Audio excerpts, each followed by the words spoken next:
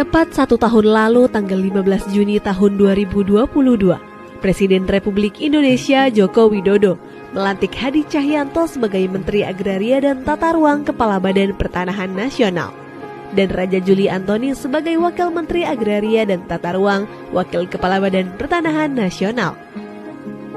Terdapat 3 amanat dari Presiden RI yang ditugaskan kepada Menteri ATR Kepala BPN dan Wamen ATR Waka BPN terkait bidang pertanahan dan tata ruang. Antara lain, percepatan pendaftaran tanah sistematis lengkap, penyelesaian sengketa dan konflik pertanahan, termasuk pemberantasan mafia tanah, serta dukungan terhadap pembangunan Ibu Kota Negara Nusantara. Selama setahun ini, Kementerian ATR BPN pun terus melakukan akselerasi program PTSL dengan berbagai macam terobosan, mulai dari peningkatan pelayanan pertanahan, kolaborasi dengan berbagai pihak, hingga mendorong keterlibatan aktif masyarakat. Atas hasil dari kerja keras tersebut, selama 1 tahun ini, dari program PTSL berhasil mendaftarkan 6.616.664 bidang tanah di seluruh Indonesia, di mana 5.409.693 bidang tanah telah bersertifikat. Mengingat betapa pentingnya manfaat memiliki sertifikat tanah, selain sebagai legalitas hukum atas kepemilikan yang sah, sertifikat tanah juga dapat mengurangi potensi terjadinya sengketa atau konflik pertanahan, serta membuka akses permodalan untuk peningkatan ekonomi masyarakat. Sejak dilaksanakannya program PTSL juga telah memberikan penambahan nilai ekonomi atau ekonomi value added mencapai kurang lebih 5.574 triliun rupiah, dan 1 tahun terakhir mencapai kurang lebih 895 triliun rupiah yang berasal dari hak tanggungan, BPHTB, PPH, dan PNBP. Sebelum adanya program PTSL, pada tahun 2017, jumlah bidang tanah yang baru tercapai hanya mencapai 46 juta bidang tanah. Dari estimasi 126 juta bidang tanah yang ada di Indonesia. Kalau dihitung rata-rata setiap tahunnya, BPN hanya mendaftarkan 500.000 bidang tanah.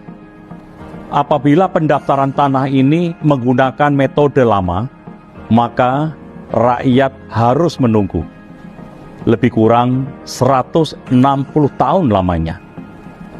Berkat program PTSL yang saat ini tercatat jumlah bidang tanah yang telah terdaftar sebanyak 103,1 juta bidang tanah dan 85,8 juta bidang tanah telah bersertifikat. Percepatan program PTSL dimulai dengan menggerakkan partisipasi masyarakat untuk berperan aktif dalam menyiapkan berkas pertanahan secara mandiri. Hal itu berguna untuk membantu petugas pengumpul data pertanahan. Selain itu, Kementerian ATR BPN juga aktif mengkampanyekan gerakan masyarakat pemasangan tanda batas atau gema batas untuk memudahkan petugas ukur dalam melaksanakan pengukuran tanah. Kementerian ATR BPN juga berkomitmen melegalisasi tanah wakaf dan rumah ibadah melalui Gerakan Nasional Sertifikasi Rumah Ibadah dan Pesantren, agar aset tersebut terhindar dari potensi hilang, terkena sengketa atau konflik. Konkretnya, Kementerian ATR BPN telah membuat nota kesepahaman dengan berbagai organisasi keagamaan untuk memudahkan sertifikasi tanah wakaf dan rumah ibadah, sehingga umat beragama dapat melaksanakan kegiatan keagamaan secara aman dan damai. Selama setahun ini, Kementerian ATR BPN telah berhasil mensertifikasi 36.149 bidang tanah wakaf dan rumah ibadah seperti masjid, gereja, vihara, dan rumah ibadah lainnya.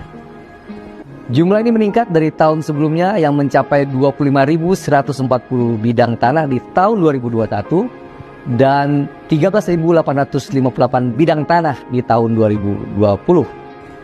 Kami, Kementerian ATR BPN, memiliki komitmen untuk mensertifikasi rumah ibadah apapun di mana nama Tuhan diagungkan tanpa terkecuali dan tanpa diskriminasi.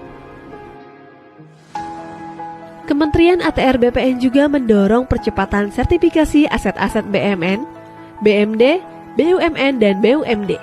Hal ini dilakukan sebagai mitigasi penyalahgunaan aset yang dapat mengakibatkan kerugian keuangan negara.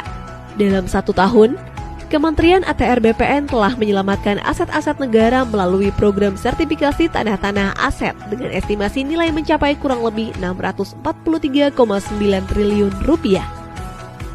Kementerian ATR BPN telah menargetkan pada tahun 2025 seluruh bidang tanah dapat terdaftar. Tujuannya agar mewujudkan Indonesia lengkap di mana seluruh bidang tanah telah terdaftar dan terpetakan. No gap, no overlap. Dimulai tahun ini, Kementerian ATR BPN telah berhasil melahirkan kota dan kabupaten lengkap, di antaranya Kota Denpasar, Kota Bontang, Kota Madiun, Kota Tegal, Kota Surakarta, Kota Yogyakarta, Kota Administrasi Jakarta Pusat, Kabupaten Badung, Kota Administrasi Jakarta Utara, dan Kota Administrasi Jakarta Barat. Ada sedikit cerita pengalaman saya saat melakukan kunjungan kerja turun ke lapangan di awal menjabat. Banyak sekali keluhan yang saya dengar langsung dari masyarakat terkait mahalnya biaya pelayanan pertanahan.